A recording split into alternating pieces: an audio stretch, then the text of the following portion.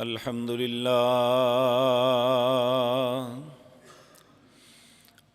لله نحمده ونستعينه ونستغفره ونعوذ بالله من شرور أنفسنا ومن سيئات أعمالنا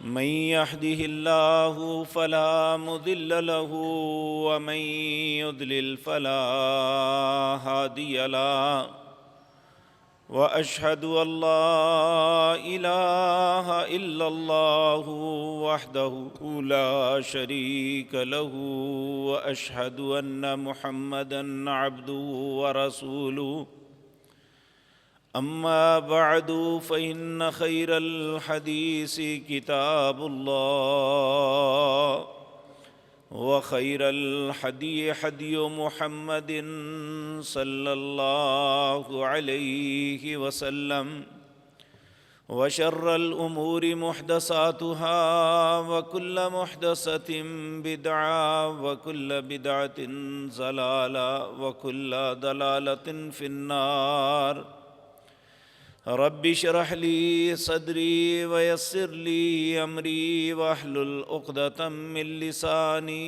يفقهوا قولي اللهم انفعنا بما علمتنا وعلمنا ما ينفعنا وزدنا علما رب أوزعني أن أشكر نعمتك التي أنعمت علي وعلى والدي وأن أعمل صالحا ترضاه وأصلح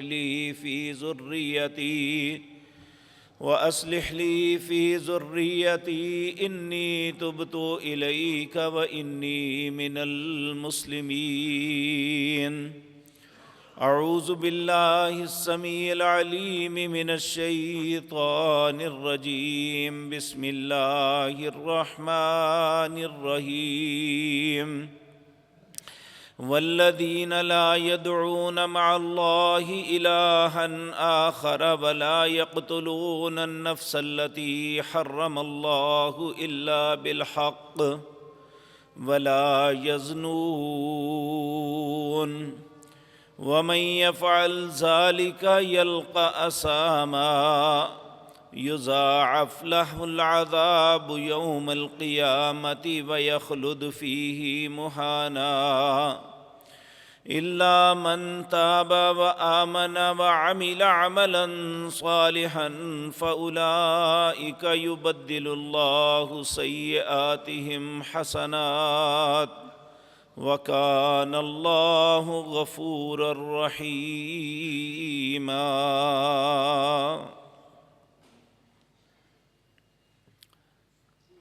حضرات محترم، جس طرح کے گزشتہ 2 مجلسوں میں آپ کے سامنے یہ بات عرض کر رہا ہوں کہ ایک مسلمان کے لیے اس کائنات کے اندر سب سے بڑا جو اعزاز ہے، سب سے بڑا جو منصب ہے وہ یہ ہے کہ وہ اللہ کے بندوں میں شامل ہو جائے۔ اللہ کے اولو العزم پیغمبر بھی اس بات کی اپنے رب سے دعا کرتے رہتے تھے، ربنا ادخلنا برحمتک فی عبادک الصالحین، اے ہمارے مالک و خالق، اے ہمارے رب، تو اپنی رحمت کے ساتھ ہمیں اپنے بندوں میں، نیک بندوں میں شامل فرما لے۔ تو یہ کسی بھی انسان کے لیے بہت بڑا اعزاز ہے کہ وہ اللہ کے بندوں میں شامل ہو جاتا ہے۔ اللہ رب العزت ہمارا نصیب بھی ایسا کر دے۔ اسی طرح دوسری بات بھی آپ کے سامنے عرض کر چکا کہ جب قیامت کا دن ہوگا، پہلے انسان سیدنا آدم علیہ السلام سے لے کر آخری انسان تک اللہ کی بارگاہ میں کھڑے ہوں گے۔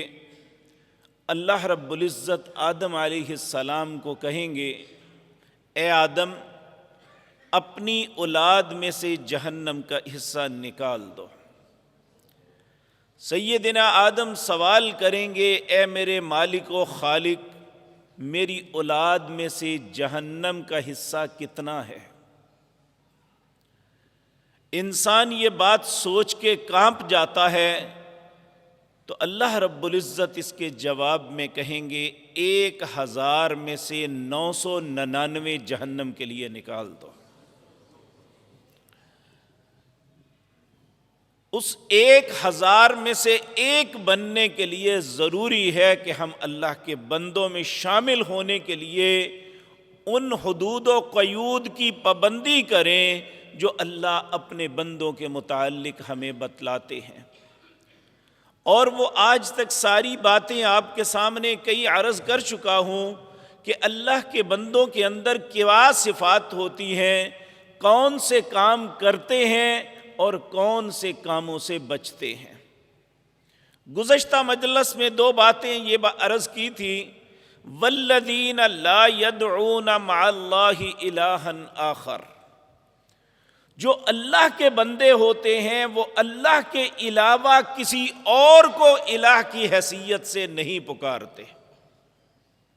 آپ دیکھیں کہ دنیا کے اندر بے شمار ایسے لوگ ہیں جو اللہ کی ذات کو پکارنے کے بجائے، میں نے اپنے کانوں سے یہ بات سنی، اپنی آنکھوں سے دیکھا کہ بیت اللہ کی دیوار کے پاس کھڑا ہو کے ایک شخص پکار رہا ہے، یا علی مدد، یا علی مدد۔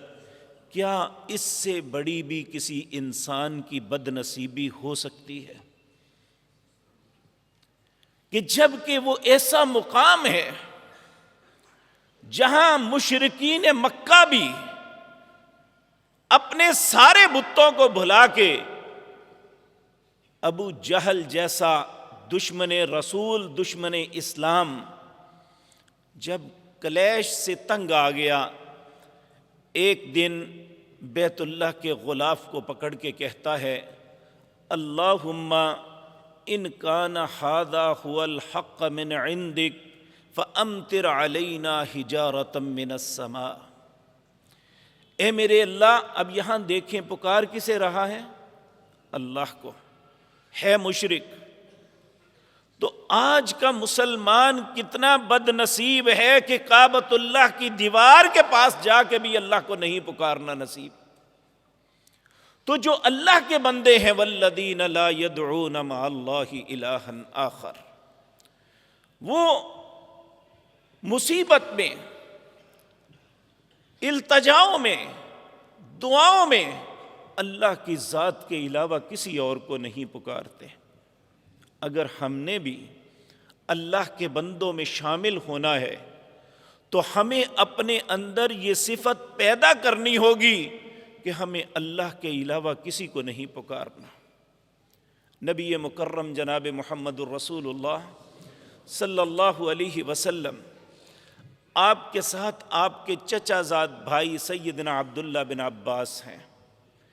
آپ سواری پہ آگے بیٹھے ہیں، پیچھے سیدنا عبداللہ بن عباس ہیں۔ آپ انہیں فرما رہے ہیں، یا غلام، وہ ابھی بچے تھے، اے بیٹے، احفظ اللہ یحفظک، تو اللہ کو یاد کر، اللہ تمہیں یاد رکھے گا۔ اور فرمایا، لو ان اولکم و آخرکم و جنکم و انسکم، اے بیٹے، دنیا کے سارے انسان اکٹھے ہو جائیں، جو پہلے تھے وہ بھی آ جائیں، جو بعد میں آنے والے ہیں وہ بھی آ جائیں، انسان ہی نہیں جن بھی اکٹھے ہو جائیں، اور سارے کوشش کریں تمہیں فائدہ دینے کی، اگر اللہ نہیں چاہتا تو تمہیں کوئی نہیں دے سکتا۔ پھر فرمایا، دنیا کے سارے لوگ اکٹھے ہو جائیں، لو ان اولکم و آخرکم و جنکم و انسکم، سارے کے سارے اکٹھے ہو جائیں اور تمہیں تکلیف دینا چاہے اور تیرا رب تمہیں تکلیف سے بچانا چاہے تو تمہیں وہ تکلیف نہیں دے سکتے۔ تو جب اللہ کے علاوہ کوئی اس بات پہ قادر نہیں تو ہمیں اللہ کے علاوہ کسی اور کو نہیں پکارنا چاہیے۔ اب اس کائنات کے اندر رسول اللہ صلی اللہ علیہ وسلم اللہ کی ذات کے بعد سب سے افضل اور برتر ہیں، لیکن آپ کی اطاعت کا حکم ہے، آپ کی عبادت یا آپ سے دعا مانگنے کا حکم نہیں ہے۔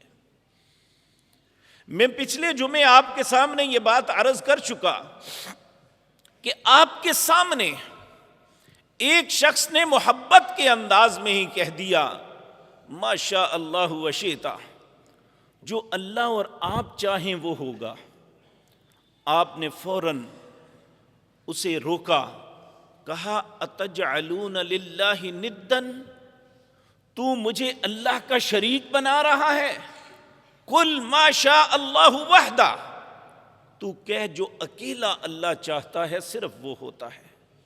یہ نبی کریم نے خود فرمایا اپنے اس ساتھی کو جس نے محبت میں یہ لفظ کہے تھے کہ ما شاء اللہ و شئتا، جو اللہ اور آپ چاہیں وہ دنیا میں ہوتا ہے۔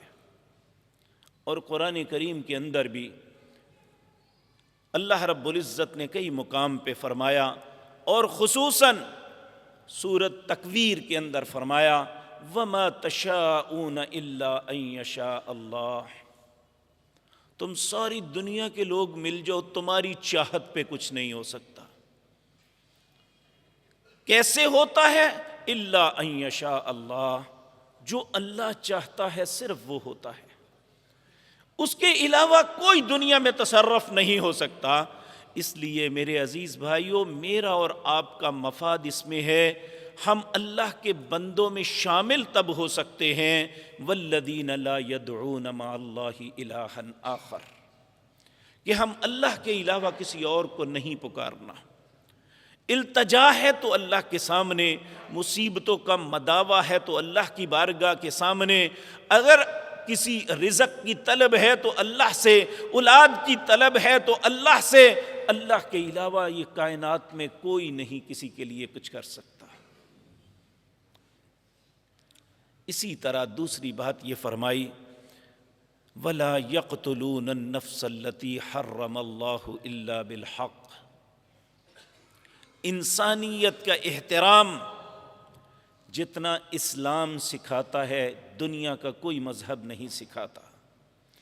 میں یہ بات کئی دفعہ آپ کے سامنے عرض کر چکا ہوں، نبی مکرم جناب محمد الرسول اللہ صلی اللہ علیہ وسلم جب حج کے لیے تشریف لے گئے، طواف افاضہ جو لوگ حج کر چکے ہیں انہیں اس بات کا علم ہوگا کہ جب انسان عرفات سے واپس مینا میں آتا ہے 10 ذی الحج کو، تو پھر اس دن 5 کاموں میں ایک کام یہ بھی کرنا ہے کہ بیت اللہ کا آ کے طواف کرنا اور صفا مروہ کی سعی کرنی ہوتی ہے، جسے طواف زیارت یا طواف افاضہ کہتے ہیں۔ یہ حج کے ارکان میں سے اہم رکن ہے۔ نبی کریم طواف افاضہ کے لیے آئے اور اس دن سب سے زیادہ رش بیت اللہ کے اندر ہوتا ہے۔ آپ طواف کر رہے ہیں، لوگ آپ کے ساتھ ہیں، اچانک آپ رک جاتے ہیں، پورے کا پورا مجمع ایک دم رک گیا۔ آپ بیت اللہ کو مخاطب کرتے ہیں، اے بیت اللہ، اللہ نے تیری بڑی عزت بنائی ہے۔ آپ دیکھیں جو بھی انسان بیت اللہ کے مسجد حرام کے اندر داخل ہوتا ہے، جب اس کی بیت اللہ پہ نظر پڑتی ہے تو اسے حکم ہے کہ وہ یہ کلمات کہے اللہم زد ھذا البیت تعظیما و تشریفا و تکریما، اے میرے اللہ اس گھر کی عزت، اس کے شرف اور اس کی تکریم میں اور اضافہ فرما۔ وہ عزت والا گھر جس کی عزت کو پامال کرنے کا کوئی مسلمان سوچ بھی نہیں سکتا، اسے رسول اللہ مخاطب ہو کے کہتے ہیں حقیقتاً یہ مجھے اور آپ کو سبق دیا جا رہا ہے۔ آپ نے فرمایا بیت اللہ، اللہ نے تیری بڑی عزت بنائی ہے، لیکن ایک مسلمان کا مال، ایک مسلمان کی عزت آبرو ایک مسلمان کا خون اللہ کو تیری عزت سے بھی زیادہ پیارا ہے۔ تو کہا وَلَا يَقْتُلُونَ النَّفْسَ الَّتِي حَرَّمَ اللَّهُ إِلَّا بِالْحَقِّ، جس شخص کو قتل کرنا اللہ نے حرام کیا ہوا ہے اسے کوئی قتل نہیں کر سکتا۔ مسلمان کو قتل کرے یہ تو بہت دور کی بات ہے۔ اللہ کسی مسلمان کو یہ اجازت نہیں دیتے کہ ایک مسلم معاشرے کے اندر غیر مسلمان رہتا ہے، وہ ہماری حکومت کے ذمے میں ہے، اگر کوئی شخص اسے بھی قتل کرتا ہے تو نبی مکرم نے فرمایا وہ جنت کی خوشبو تک نہیں پائے گا۔ اب وہ غیر مسلمان ہے تو مسلمان کا عزت، مسلمان کا احترام پوری دنیا کے کافروں سے زیادہ ہے، صرف ایک مسلمان کی عزت۔ اور جو کسی ایماندار کو قتل کرتا ہے اللہ رب العزت اس کے متعلق کہتے ہیں وَمَن يَقْتُلْ مُؤْمِنًا مُتَعَمِّدًا، جو شخص کسی مومن کو، ایمان والے شخص کو، جو اللہ کو رب مانتا ہے، محمد الرسول اللہ کی رسالت کا اقرار کرتا ہے، اسے قتل کر دیتا ہے ناحق۔ اب سوال یہ پیدا ہوتا ہے حق کے ساتھ قتل کر دے؟ ہاں، دو صورتیں ہیں حق کی قتل کرنے کی۔ ایک یہ کہ جسے سزائے موت کی سزا سنا دی جائے اس کے کسی جرم کے سبب۔ اب حکومت وقت جو ہے اسے کہے کہ اس کی گردن اتار دو، تو اگر وہ اتارتا ہے تو اس پہ گناہ نہیں ہے، لیکن اپنے آپ کسی قاتل کو بھی ایسے قتل نہیں کر سکتا۔ اور دوسرا، جس شخص جو شادی شدہ اس نے بدکاری کی ہو تو حکومت اس کے متعلق رجم کا فیصلہ کرے، لوگ اسے پتھر مار مار کے مار دیں تو ان پہ کوئی گناہ نہیں ہے، اس کے علاوہ کسی انسان کا قتل جائز نہیں ہے۔ آج ہمارے معاشرے میں دیکھیں چند ٹکوں پہ قتل ہو رہے ہیں، چھوٹے چھوٹے مفاد پہ قتل ہو رہے ہیں، اور ہمیں اس بات کا احساس نہیں ہے کہ ہم اللہ کے بندے تو کیا، ہم تو ایمان کی نعمت سے بھی محروم ہو جاتے ہیں۔ نبی مکرم نے فرمایا صلی اللہ علیہ وسلم، انسان ہمیشہ اسلام ایمان کی چھتری کے نیچے رہتا ہے جب تک وہ ناحق کسی کو قتل نہیں کرتا۔ جب وہ ناحق کسی کو قتل کر دیتا ہے وہ اسلام کی چھتری سے باہر ہو جاتا ہے۔ تو اللہ کے بندوں کی صفت یہ ہے وَلَا يَقْتُلُونَ النَّفْسَ الَّتِي حَرَّمَ اللَّهُ إِلَّا بِالْحَقِّ، وہ کسی کو قتل نہیں۔ جو میں عرض کرنے لگا تھا وہ درمیان میں بات چھوٹ گئی، جو مومن کو قتل کرے گا ناحق 5 قسم کے عذاب اس پہ نازل ہوں گے۔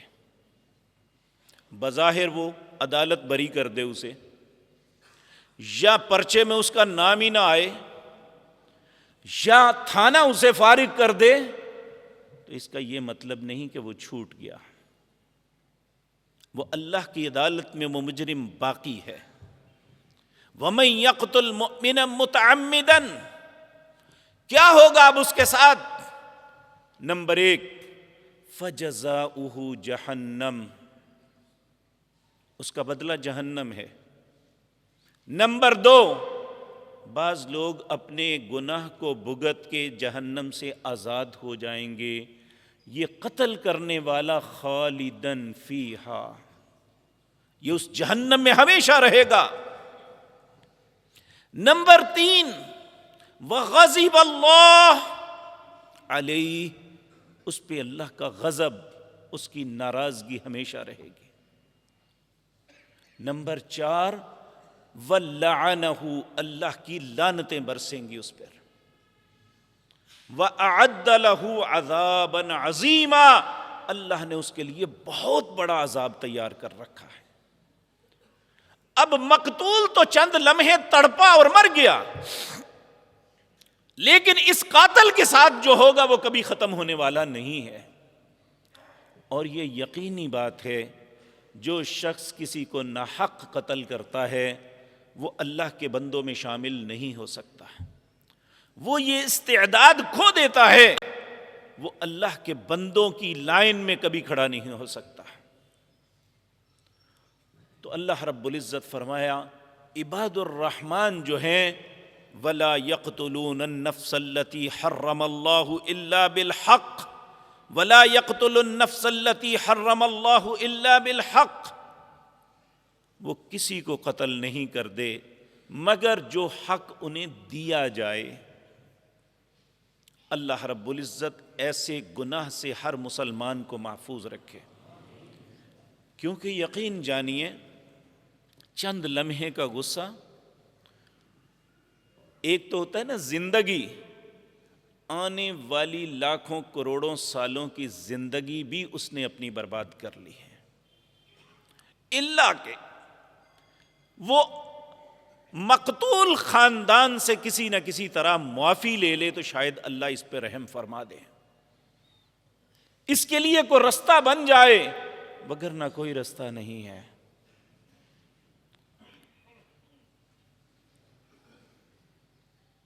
اور پھر ایک بات اور بتائی کہ کہا وَلَا يَزْنُونَ، جو اللہ کے بندے ہیں وہ زنا نہیں کرتے۔ میرے عزیز بھائیو یہ بات یاد رکھیں، انسان کی فطرت کے اندر جو کچھ بنایا اللہ نے اس کے لیے دو رستے رکھے ہیں، ایک جائز اور ایک ناجائز۔ اور انسانی فطرت کے اندر یہ جو معاملہ ہے اس کے لیے بھی جائز رستہ ہے، وہ ہے نکاح۔ اور یہ جو غلط رستہ ہے اسے زنا کہتے ہیں۔ تو اللہ کے بندے جو ہیں، یاد رکھیں مرد ہے یا عورت، نبی مکرم جناب محمد الرسول اللہ صلی اللہ علیہ وسلم نے فرمایا دو چیزوں کی ضمانت تم دے دو، محمد صلی اللہ علیہ وسلم جنت کی ضمانت تمہیں دیتے ہیں۔ عرض کیا یا رسول اللہ کون سی دو چیزوں کی ہم ضمانت آپ کو دیں، آپ جنت کی ضمانت دے دیں؟ آپ نے فرمایا دو ہونٹوں کے درمیان ہے، کیا؟ زبان، اس کی ضمانت دے دو کہ اس سے غلط نہیں بولو گے۔ دوسرا جو دو رانوں کے درمیان شرمگاہ، وہ مرد ہے یا عورت؟ کہا ان دونوں چیزوں کی ضمانت تم دے دو، جنت کی ضمانت میں دے دیتا ہوں۔ انسانوں میں بہت سے لوگ زبان اور شرمگاہ کی خباثت کی وجہ سے جہنم میں جائیں گے، اور جو شخص ان دونوں کو کنٹرول کر لیتا ہے وہ نہ صرف جہنم کے عذابوں سے بچ جاتا ہے بلکہ وہ اللہ کے بندوں میں شامل ہو جاتا ہے۔ نبی کریم نے بڑے پیار سے ایک مرتبہ سمجھایا، اے میری امت کے لوگوں، اگر اللہ نے تمہیں ایک زبان بولنے کے لیے دی ہے نا تو دو ہونٹ دیے ہیں اسے روکنے کے لیے۔ اگر تو یہ صحیح بولتی ہے تو بولنے دو، اگر غلط بولتی ہے تو دونوں ہونٹوں سے روک لو اسے، اس سے غلط بات نہ نکلے۔ اس کو روک لینا ہی انسان کے لیے عزت کا سبب ہے۔ حضرت معاذ بن جبل رضی اللہ تعالی عنہ سے روایت ہے کہ نبی کریم نے اس زبان کی ہلاکتوں کی بات کی تو حضرت معاذ نے تعجب سے پوچھا یا رسول اللہ اس زبان کی وجہ سے ہم جہنم میں چلے جائیں گے؟ آپ نے ایسے ان کے سینے پہ ہاتھ مار کے کہا ہاں معاذ تیری ماں تمہیں گم پائے، بہت سے لوگ اس زبان کی وجہ سے جہنم میں جائیں گے، بہت سے لوگ اپنی شرمگاہ کی وجہ سے جہنم میں جائیں گے۔ اور پھر میرے عزیز بھائیو، اللہ نے ہمیں کوئی ایسا حکم نہیں دیا کہ ہمیں خواہش تو لگا دی لیکن اس سے روک دے، ایسا نہیں کیا، بلکہ مومنوں کی صفات بیان کی۔ اب سورۃ احزاب 22واں پارہ دیکھ لیں، وہاں 10 صفتیں بیان کی۔ 18واں پارے کی پہلی آیات دیکھ لیں، وہاں بھی 10 صفتیں بیان کی مومنوں کی۔ اور ان میں سب سے اہم یہ ہے والذین هم لفروجہم حافظون، مومن وہ ہے جو اپنی شرمگاہ کی حفاظت کرتا ہے۔ اگر اپنی شرمگاہ کی حفاظت وہ مومن مرد ہے یا عورت نہیں کر سکا تو اسے مومن کہلانے کا حق بھی نہیں ہے۔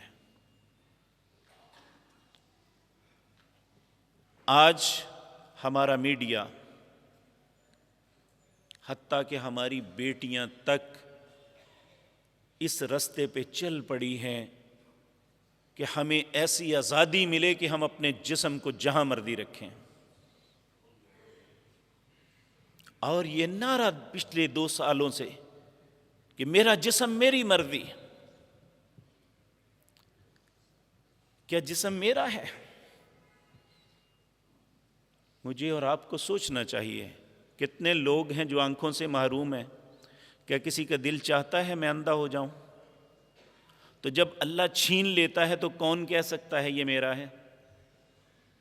کتنے لوگ ہیں جو بصارت سے محروم ہیں، کتنے لوگ ہیں فالج کی وجہ سے ان کا کوئی عضو جو ہے بالکل مفلوج ہو چکا ہے، پولیو کی وجہ سے اپنی ٹانگوں پہ کھڑے نہیں ہو سکتے۔ بلکہ جن لوگوں کو تندرست چیزیں بھی دی ہیں، کہا ان السمع والبصر والفؤاد، تمہارا یہ قوت سماعت، تمہارا دیکھنا، تمہارا دل جس نے دیا ہے وہ اس کے متعلق سوال بھی کرے گا۔ تو پھر میں مرضی کیسے کر سکتا ہوں؟ میرے پاس یہ امانت ہے، آپ کے پاس آپ کے سر کے بالوں سے لے کر پاؤں کے ناخن تک امانت ہے۔ جب ہمارے عزیزوں میں کوئی فوت ہوتا ہے، کوئی تعزیت کے لیے آتا ہے کہ اللہ کا حکم، کیا جواب دیتے ہیں؟ اللہ کی امانت تھی لے گیا۔ یہ اللہ کی امانت ہے، یہ میرا نہیں ہے۔ جھوٹ بولتے ہیں جو کہتے ہیں، وہ شیطان کے بہکاوے میں ہیں جو یہ کہتے ہیں کہ یہ میرا ہے۔ اور ہمارے میڈیا پہ سب بد نصیب لوگ بیٹھ کے یہ کہتے ہیں کہ ہمارا اپنا جسم ہے، ہماری اپنی زبان ہے، جو مرضی کہیں۔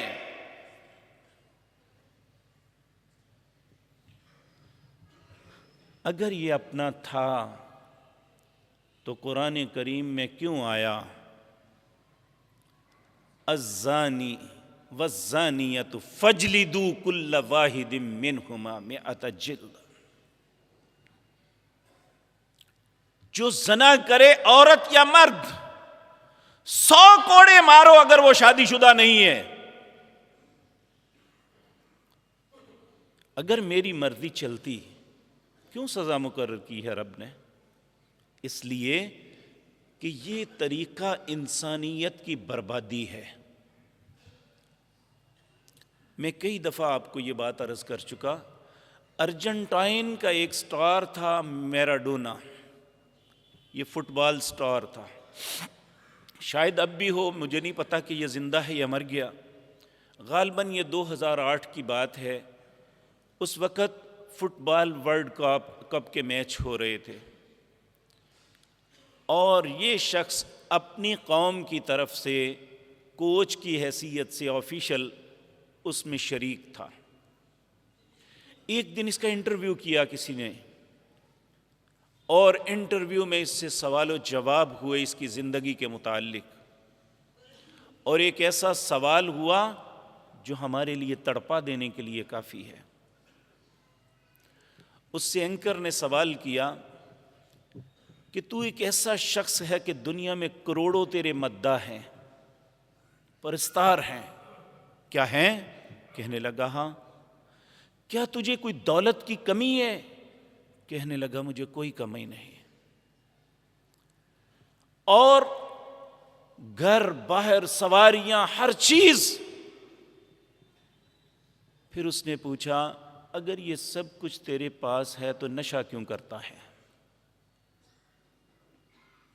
اس نے جو جواب دیا کہنے لگا پہلی بات تو تم نہ پوچھتے تو اچھا تھا، اگر پوچھا ہے تو بتا دیتا ہوں، میں کیوں نہ نشہ کروں، کیونکہ میرا دل تڑپتا ہے ہر وقت کہ ایک دن مجھے اس بات کی سوچ آئی کہ میرا بھائی کون ہے، میری بہن کون ہے، میرا باپ کون ہے، ماں کون ہے، مجھے کچھ پتہ نہیں تھا۔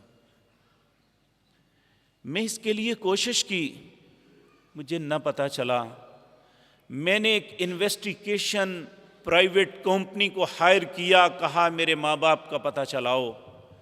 کہنے لگا بڑی تفتیش کے بعد پتہ یہ چلا کہ فلاں نام کی عورت فلاں ارجنٹائن کے ایک قصبے میں پیدا کر کے مجھے وہ چھوڑ کے چلی گئی تھی۔ باپ کے متعلق مجھے اب بھی پتہ نہیں چلا، مجھے بتا، میں سکون کہاں سے لوں؟ اس لیے اسلام ہمیں اس رستے سے روکتا ہے اور ہمیں کہتا ہے وَلَا تَقْرَبُوا الزِّنَا۔ میری بہنیں، وہ بیٹیاں غلط فہمی میں ہیں کہ ہم ان کا حق نہیں چھینتے، ہم ان کی عزت کو پامال ہوتا ہوا نہیں دیکھ سکتے۔ ہم ان کا حق دیتے ہیں، وہ ہماری بہن ہیں۔ ہم انہیں حق دیتے ہیں کہ وہ ہماری ماں کی طرح ہے۔ ہم انہیں حق دیتے ہیں کہ وہ ہماری بیٹیوں کی طرح ہے۔ لیکن ہم ایسا نہیں کرنے دیں گے کہ کوئی درندہ ان کے اوپر آ کے جھپٹے، وہ اپنی مرضی سے۔ بلکہ میں کل ایک خاتون کا کلپ سن کے بڑا خوش ہوا ہے، تھی تو ویسے تھی، بڑی ایڈوانس سی عورت تھی۔ وہ کہنے لگی شرم آنی چاہیے میری بہنوں کو، کیا کبھی تم کھلا گوشت کھلے میدان میں پھینکا ہو اور پھر یہ سمجھو اس پہ کوئی کتا نہیں جھپٹے گا؟ تو کیسے ممکن ہے؟ اس کائنات میں اللہ کے نبی کی بیویوں سے بہتر عورتیں کوئی نہیں تھی۔ 22واں پارہ، اس کی آیت نمبر 2 اٹھا لو۔ اللہ فرماتے ہیں یا نساء النبی لستن کاحد من النساء، اے نبی کی بیویوں، میں نے تم جیسی عورتیں دنیا میں بنائی ہی کوئی نہیں ہے۔ یا نساء النبی، اے نبی کی بیویوں، لستن کاحد من النساء، پوری دنیا کے اندر تم جیسی کوئی بھی نہیں ہے۔ تمہیں حکم دیتا ہوں، جن جیسی دنیا میں کوئی نہیں تھی۔ کہا ان اتقیتن، ہمیشہ اللہ سے ڈرتی رہنا، نمبر 1۔ نمبر 2، اللہ کا حکم کیا ہے تمہارے لیے؟ فلا تخضعن بالقول فیطمع الذی فی قلبہ مرض، کبھی نرم لہجے میں کسی مرد سے بات نہ کرنا، بے شک تم مردوں کی مائیں ہو۔ نبی کی بیویاں کون ہیں؟ النبی اولی بالمؤمنین من انفسہم وازواجہ امہات۔ روحانی اعتبار سے وہ ہماری مائیں ہیں۔ ہماری ساری مائیں بھی مل جائیں تو سیدہ عائشہ کے قدموں کی خاک بھی نہیں ہے، سیدہ ختیجہ کی قدموں کی خاک نہیں ہے، سیدہ میمونہ کے قدموں کی خاک نہیں ہے۔ اس کے باوجود انہیں کہا اے نبی کی بیویوں فلا تخضعن بالقول، کسی سے نرم لہجے میں بات نہ کرنا۔ کیوں؟ فیطمع الذی فی قلبہ مرض، جس کے دل کے اندر بیماری ہے وہ یہ نہ سمجھ لے کہ میری طرف مائل ہیں۔ وَقُلْنَ قَوْلًا مَّعْرُوفًا، معروف طریقے سے، کوئی آئے جواب اچھے طریقے سے دینا، یہ بھی نہیں کہ وہ سمجھے کہ ماں جی جھڑک رہے ہیں۔ معروف طریقے سے جواب دینا، لیکن ایسے انداز میں بات نہ کرنا کہ وہ سمجھے، جس کا دل بیمار ہے، کہ یہ میری طرف مائل ہے۔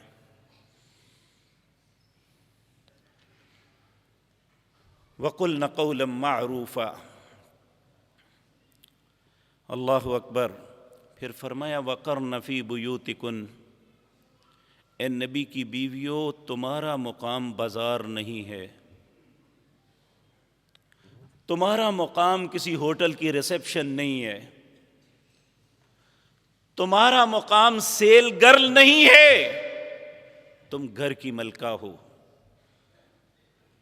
تمہاری جتنی ذمہ داریاں ہیں میں نے تمہارے باپ پہ ڈالی تھی، جب تمہارا نکاح ہو گیا تو تمہارے خامد پہ آ گئی، جب تم بوڑھی ہو گئی تو تمہاری اولاد کو کہا وَوَصَّيْنَا الْإِنسَانَ بِوَالِدَيْهِ حُسْنًا۔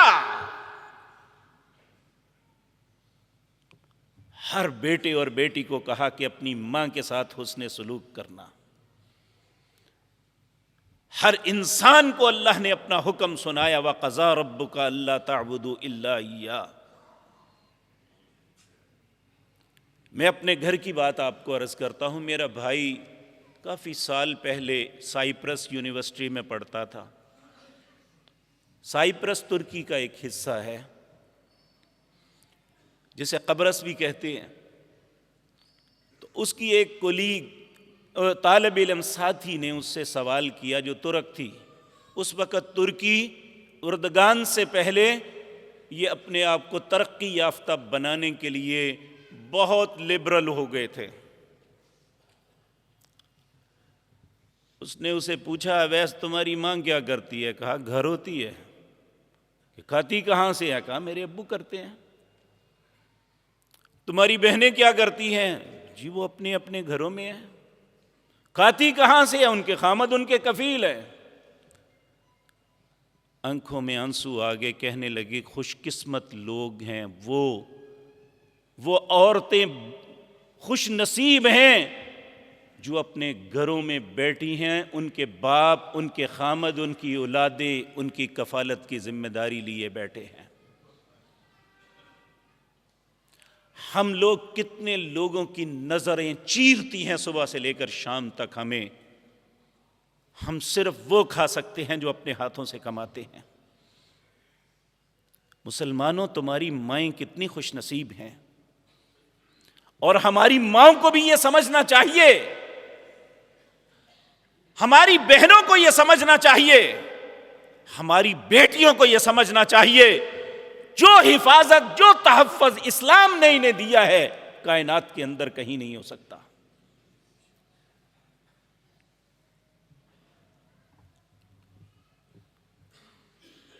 تو آج ہمارا پورا میڈیا، واللہ اگر میں یہ کہوں کہ ابلیس کا کردار ادا کر رہا ہے تو یہ بے جا نہیں ہوگا۔ کہ ابلیس کا تو کام ہی یہ ہے کہ لوگوں کو برائی میں مبتلا کرو، برائی کو اپریشیٹ کرو، اور ہر برے کام کی حوصلہ افزائی کرو۔ یہ کام ہمارا میڈیا کر رہا ہے۔ اور ایک بات میں عرض کروں، بعض لوگ مجھ پہ ناراض ہو جاتے ہیں، کہتے ہیں یہ اس کی مخالفت کرتا ہے اور پہلی حکومت کا ساتھی ہے۔ الحمدللہ میں آج تک اس منبر کو سیاست کے لیے استعمال نہیں کیا، لیکن جو غلط کرے گا میں اسے غلط کہوں گا۔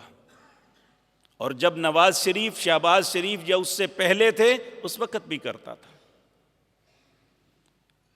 یا جب فوجی جرنیل بیٹھا ہوا تھا اس وقت بھی الحمدللہ میں کہتا تھا۔ یہ آپ ذہن سے نکال دیں کہ میں کسی سیاسی چیز کو مد نظر رکھ کے بات کرتا ہوں۔ حکمران کا جو کردار ہوتا ہے نا اندھا، وہ لوگوں پہ اثر انداز ہوتا ہے۔ حضرت عمر رضی اللہ تعالیٰ عنہ کے دور میں ایک بکریاں چرانے والا، اس کی بکری کو ایک بھیڑیے نے پکڑ لیا۔ اس نے بیٹھ کے رونا شروع کر دیا۔ تاریخ کی کتابوں میں یہ بات بڑی جلی حروفوں سے درج ہے۔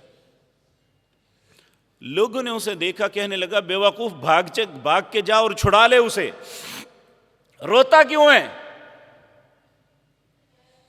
کہنے لگا بکری کو نہیں روتا، آج عمر نہیں رہے۔ کہنے لگا تو ہزاروں میل دور ہے، تمہیں کیسے پتا کہ عمر ہے یا نہیں ہے؟ کہنے لگا یہی بھیڑیا یہیں پہ ہوتا تھا، آج تک کبھی نقصان نہیں پہنچایا، اگر عمر ہوتے تو آج اس کی جرت نہ ہوتی۔ اور پھر تاریخ دانوں نے، ریسرچوں نے ریسرچ کی، اسی دن سیدنا عمر رضی اللہ تعالیٰ عنہ نے شہادت نوش فرمائی۔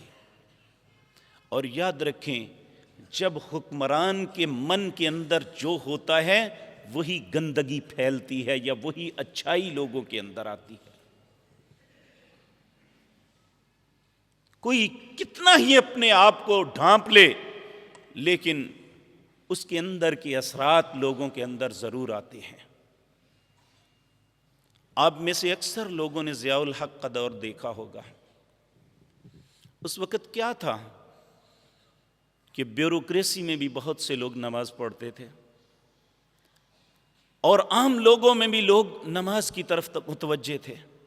حاکم جو ہے اسی رستے پہ چلتا تھا تو لوگ بھی سمجھ، بے شک کوئی دل سے ہی پڑھتے ہیں، کچھ دکھاوے کے لیے پڑھتے ہوں گے، لیکن اس وقت ہر بندے کی توجہ اس طرف تھی۔ آج کیا وجہ ہے کہ ہر دوسرے دن کلیریکل غلطی ہو جاتی ہے ختم نبوت کے متعلق؟ ہر دفعہ یہی معاملہ ہوتا ہے، بعد میں کہتے ہیں جی کلیریکل غلطی تھی، ٹائپسٹ نے غلطی کر دی تھی۔ یہ غلطی ختم نبوت پہ ہی ہونی تھی۔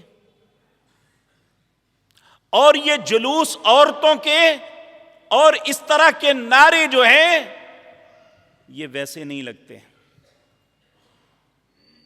پارلیمنٹ کے اندر ایک سینیٹر نے تقریر کرتے ہوئے، میں نام اس لیے نہیں لیتا کہ لوگ فوراً یہ تہمت لگا دیتے ہیں کہ یہ فلاں پارٹی کا ہے، اس نے کہا ہے کہ میں آپ سے یہ التماس کرتا ہوں، چیئرمین سینٹ سے کہا کہ آپ اس کی انویسٹیگیشن کریں کہ ان کے پیچھے کون ہے، کون ہماری بیٹیوں کو غلط رستے پہ لگا رہا ہے، کون ہماری بیٹیوں کو بدماش بنا رہا ہے۔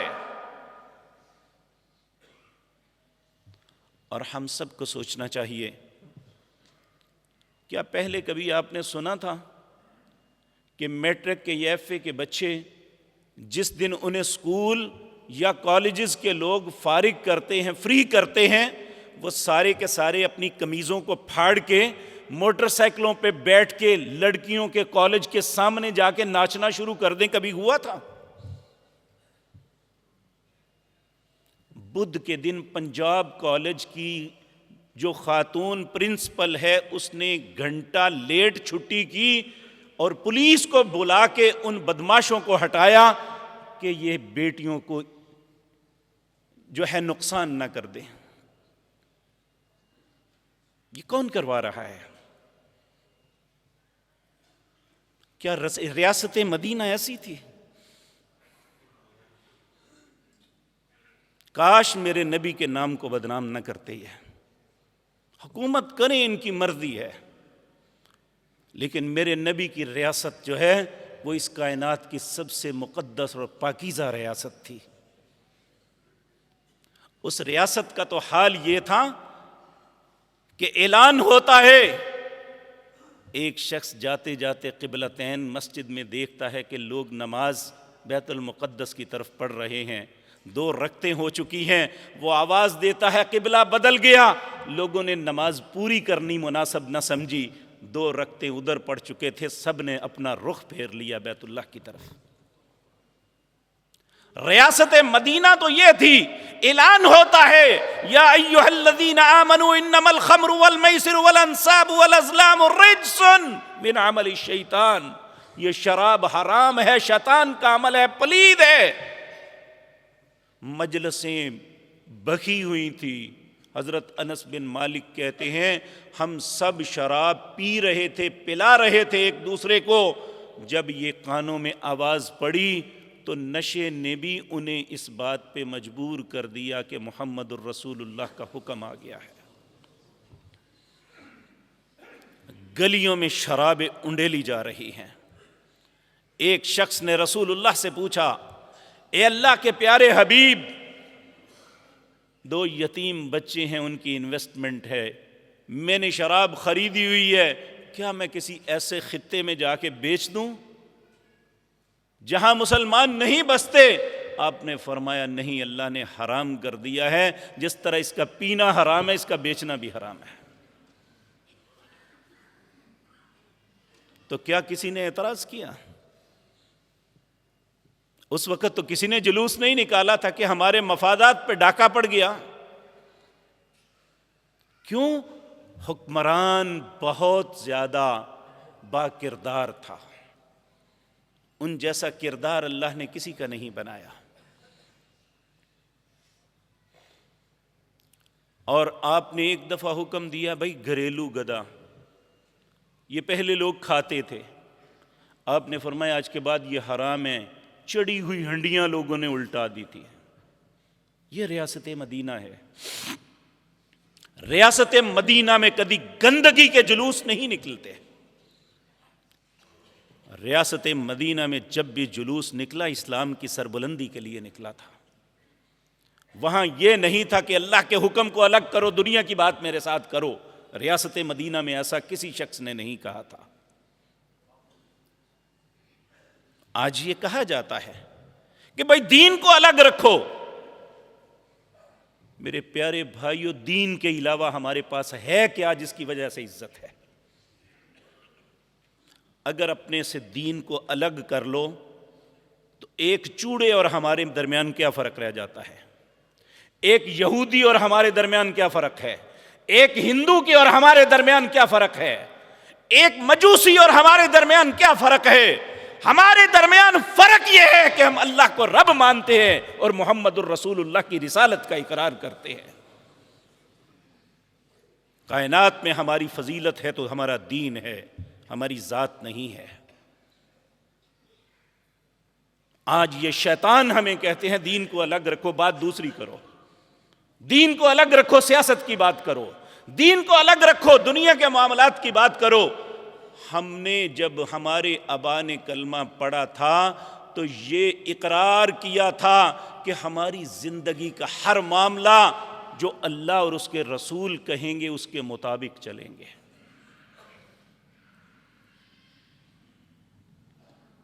کیا کوئی غیر مسلمان دین میں داخل کیوں ہوتا ہے کہ آج سے میں اسلام کے احکامات کی پابندی کروں گا؟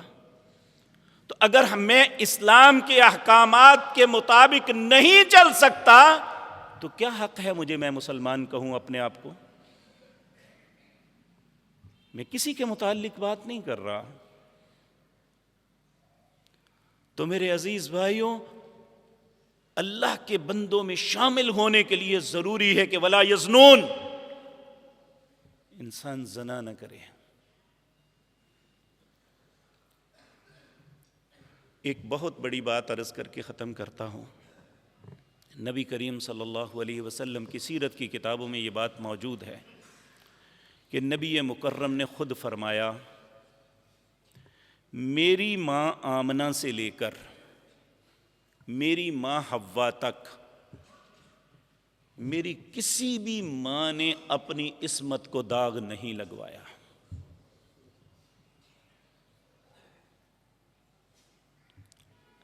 پاکیزہ انسان ویسے نہیں پیدا ہو جاتے۔ بدکاروں میں کے گھروں میں اچھے لوگ پیدا نہیں ہوتے، یہ بات یاد رکھیں۔ اگر نبی مکرم جناب محمد الرسول اللہ صلی اللہ علیہ وسلم نے یہ بات کہی تو مجھے اور آپ کو سوچنا چاہیے۔ میری ہر ماں، بہن، بیٹی کو یہ بات سوچنی چاہیے کہ تمہاری عصمت کی حفاظت انسانیت کی حفاظت ہے۔ تمہارے کردار کی بلندی آنے والے معاشرے کی کردار کی بلندی کا سبب بننے والی ہے، وگرنہ حرامی بچے کسی معاشرے کو اچھا نہیں بنا سکتے، اور نہ ہی معاشرہ کوئی بھی ایسے بچوں کو قبول کرتا ہے۔ یا تو وہ اپنے آپ کو چھپا لیتے ہیں، کم از کم مسلم معاشرے کے اندر ایسا کوئی نہیں ہوتا۔ اور میرے بھائیو، بدقسمتی سے میں یہ بات عرض کرنے لگا ہوں، آج ہسپتالوں کے واش رومز میں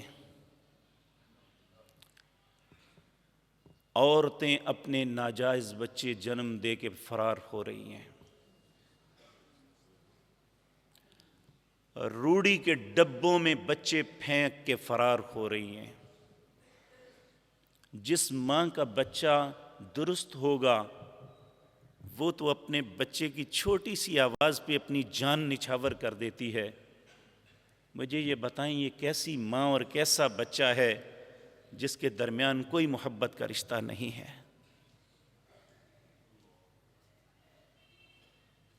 کیا کوئی باپ کبھی چاہے گا کہ اس کا معصوم، اس نے تو مانگ مانگ کے بیٹا لیا تھا، جو ایک نکاح کے ذریعے، ایک پاکیزگی کے رستے کے ذریعے جو بیٹا یا بیٹی پیدا ہوتی ہے۔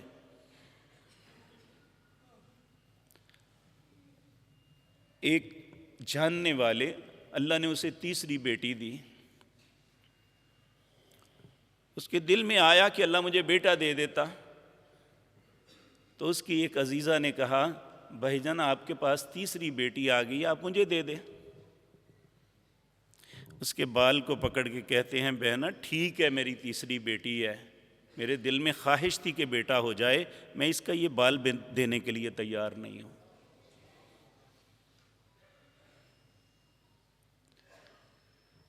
آپ دیکھیں اللہ کے حکم میں کتنی برکت ہے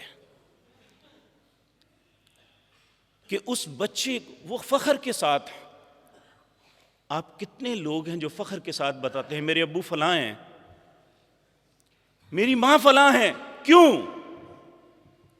کہ اس کا باپ بھی صاحب کردار ہے، اس کی ماں بھی صاحب کردار ہے۔ جب یہ کسی بیٹی ماں یا کسی بہن کا کردار چھن جاتا ہے اس کے اپنے بھی آنکھیں پھیر لیتے ہیں۔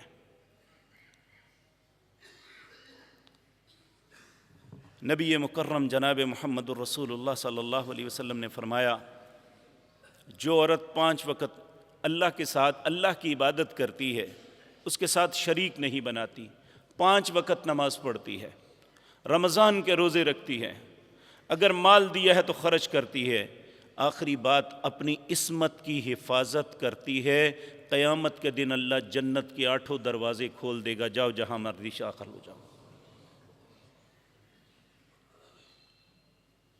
جس طرح عورت کے لیے اسی طرح مرد کے لیے ہے کہ وہ کتنا پاکیزہ ہے۔